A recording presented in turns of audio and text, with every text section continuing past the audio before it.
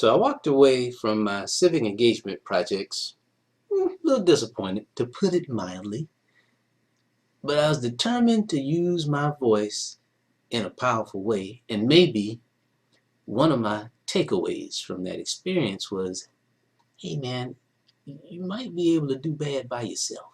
Just proceed in the direction of your own dreams that you see, even if nobody else sees them, and see what happens that way. Then one day we were walking around the house singing, and it hit me. It was singing to you that helped me discover my voice. Literally, I discovered that I could sing by singing to you. It wasn't just the singing. It was also the way you responded to our songs. Get that loud and shout it. Get up off the floor. Get up off the floor. These are your songs. Like, you came up with this stuff. I'm just playing the drums and accompaniment, but I'm looking at you like, So anyway, see, singing makes you happy. And you would ask me to sing the songs and play them with you.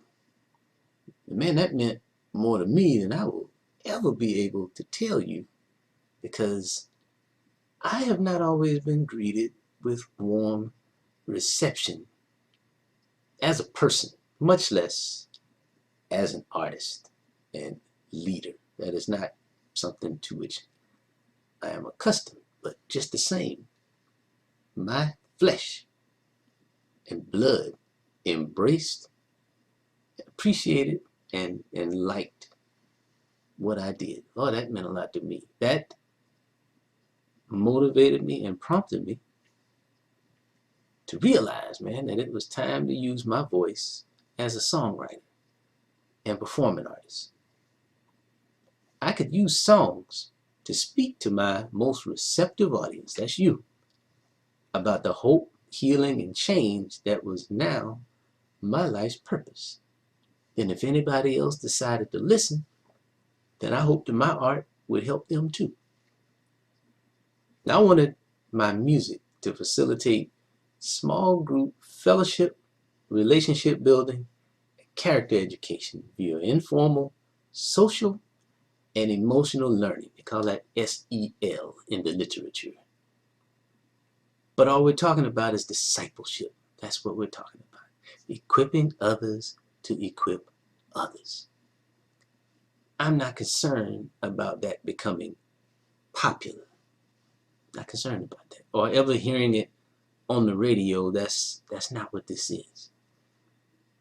With this motivation in mind, I wrote and produced a curriculum album. Well, who does that? That's what I do. It was a curriculum album called changED, spelled lowercase CHANG, capital E, capital D, because everything must change and stay changed. Our world is in a constant state of change. So changED was an original video collection of 10 songs in an MP4 format with on-screen lyrics. That's very important. The lyrics are the key to the change that I'm trying to promote.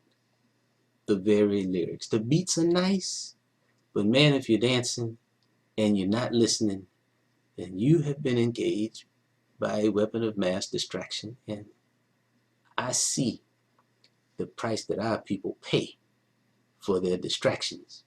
They are controlled by their distractions. I don't want to add to that. I'm trying to encourage social change through direct action. So those lyrics, those on-screen lyrics, help listeners to engage each song's message. And that makes each song a textbook unto itself. That's why this album is a curriculum album.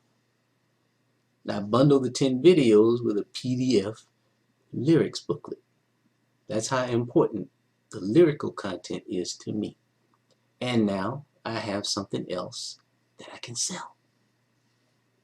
Any teacher or motivated student with this bundle can then inspire inform, and engage other students via traditional and non-traditional, individual and or team critical thinking and creative writing projects. Now these projects include, but they're not limited to, stand-up storytelling, that's my thing, debates, formal debates, essays, public speaking, poetry, songwriting, performance of both, field trips, short videos, like public service announcement type videos, and letter writing campaigns. Letters are powerful modes of communication because they're usually written from a person to a person or a group about matters that will be discussed intimately and hopefully authentically with sincerity. Letters are powerful. These projects will help students weigh and consider current events through tools of empathy, analysis, synthesis, mentoring, mediation, and problem solving. Now the goal is to help them become engaged and invested in the process of change by finding and using their voice and their gifts. The same way I did, the same way I hope I'm teaching you to.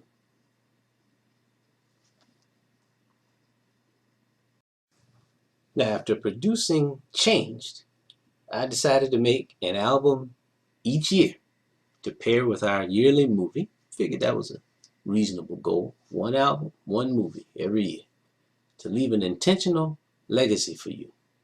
Some for you to enjoy now, some for you to embrace and engage later. Now, each year's musical project would speak to you about discerning and addressing the status quo, our existing state. Last year's project was called Follow the Leader. Now, it has a simple but key premise.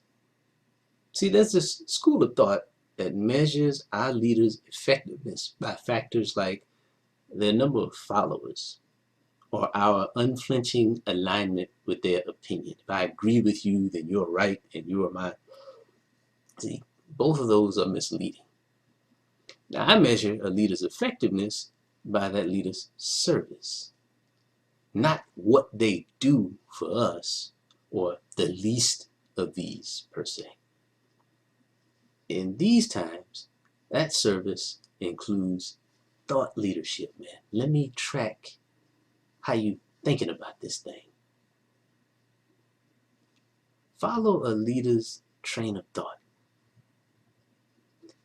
The songs on this album cover themes like civil discourse, empathy, acceptance, reconciliation, speaking out, and perseverance, hanging in there.